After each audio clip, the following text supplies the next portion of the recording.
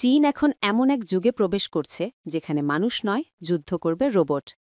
কৃত্রিম বুদ্ধিমত্তা, এআই, স্বয়ংক্রিয় ড্রোন আর রোবট কুকুর নিয়ে তারা তৈরি করছে ভবিষ্যতে সেনাবাহিনী।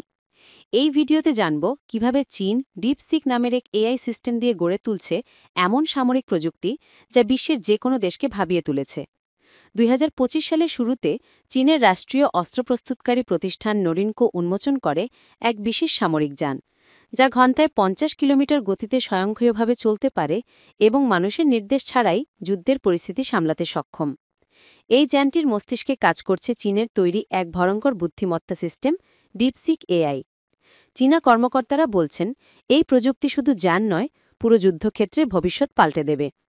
রোবট কুকুরগুলোকেও এখন এই প্রযুক্তির আওতায় আনা হচ্ছে। এই রোবটগুলো চলাফেরা করতে পারে, নজরদারি চালাতে পারে, এমনকি লক্ষ্য নির্ধারণ করে গুলি ছুড়তেও সক্ষম।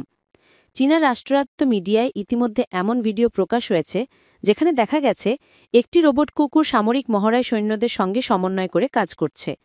ডিপসিক শুধু কোনো সাধারণ সফটওয়্যার নয়, এটি এমন একটি এআই মডেল যা মুহূর্তের মধ্যে হাজারো তথ্য বিশ্লেষণ করে যুদ্ধক্ষেত্রে সিদ্ধান্ত নিতে পারে। চীনা কর্মকর্তারা বলছেন, ডিপসিক হল তাদের জাতীয় প্রযুক্তি গর্ব, আর এর মাধ্যমে তারা যুক্তরাষ্ট্রের এআই চালিত অস্ত্র প্রতিযোগিতায় সরাসরি যোগ দিয়েছে। রয়টার্সের বিশ্লেষণে উঠে এসেছে, চীনের সামরিক বাহিনী পিএলএ ডিপসিক মডেলকে ব্যবহার করছে পরিকল্পনা, নজরদারি এবং স্বয়ংক্রিয় সিদ্ধান্ত গ্রহণের কাজে। এমনকি কিছু ডকুমেন্টে দেখা গেছে চীন এখনও এনভিডিয়ার চিপ ব্যবহার করছে, যেগুলোর রপ্তানি যুক্তরাষ্ট্র ইতিমধ্যে নিষিদ্ধ করেছে।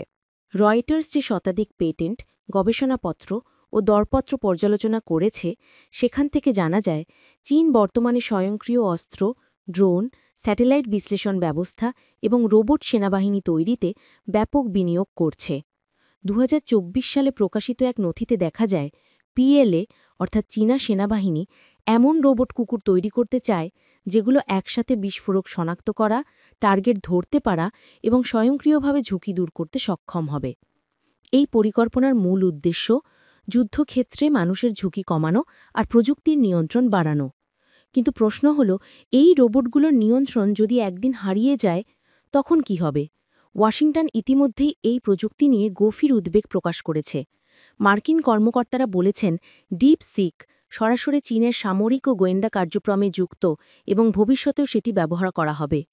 একজন মার্কিন মুখপাত্র রয়টার্সকে বলেছেন, আমরা এমন একটি বৈশ্বিক প্রযুক্তি জোট গড়ছি যাতে মার্কিন এআই নিরাপদ হাতে থাকে আর প্রতিপক্ষের হাতে না যায়।